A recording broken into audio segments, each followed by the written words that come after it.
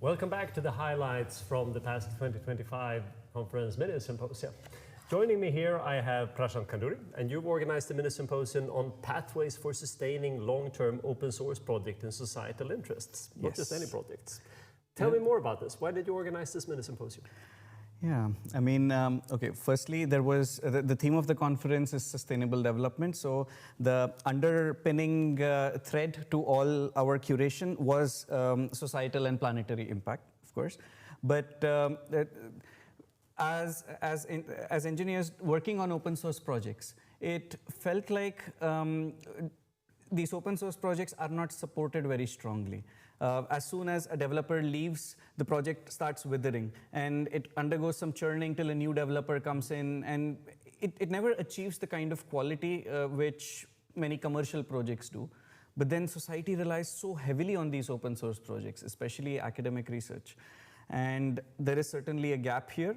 What are the pathways which we can do to close this gap is what we set out to explore. So what did we learn, and why did you select the speakers? Okay. So the first speaker that we had works with the Swiss parliamentarians. He leads a parliamentary committee on digital sustainability. So they're talking about topics like digital sovereignty. They're talking about topics like, how open source can be used as a hedge against corporate monopolies and topics like these from the public policy perspective. We thought that this was a very important perspective to bring from the governance perspective.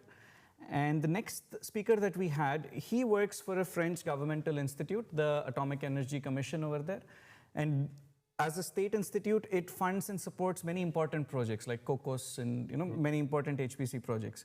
And he also is among the governing board of a foundation called as the High Performance Software Foundation.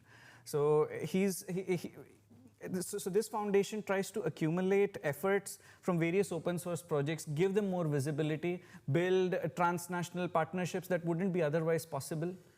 But as taxpayers, why should we care about this? Shouldn't we just go out and procure the best software, professional software, no matter what it is, and pay the licenses? Surely it can be cheaper to develop it yourself, right? And this was a perspective given by the one leading the parliamentary committee, that you should look at digital infrastructure as streets, as roads. They cost a lot and they require a lot of planning and overhead, but any of us can drive our bike on it, can walk on it, can drive our car on it. And this has a multiplier effect on the economic potential as well as societal well-being. And many critical software projects are to be seen from this lens, especially the building blocks that are needed for public services, for research, for all of these applications. So I think you've solved this there. So do you have any obvious call to action here? What should we do next? In particular, if we care about this and want to join your endeavor. Yes. So the call to action was organize and lobby at all the levels that we can. The third speaker, he organized a bottom-up initiative to band up all the research software engineers in the Swiss university ecosystem, and then use them as a pressure group to make working conditions more stable, less precarious.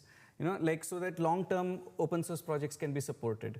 So this is a bottom-up initiative, and at the same time, we should push for public institutions, national labs to prioritize open source software funding. And then at the last level, we need to be in touch with the ones who are governing our system. We cannot be detached from them. So higher quality, digital sovereignty, and cheaper. That sounds like a pretty good deal. Yeah, indeed. Thank you so much for organizing this. We look forward to working with you. And thank you.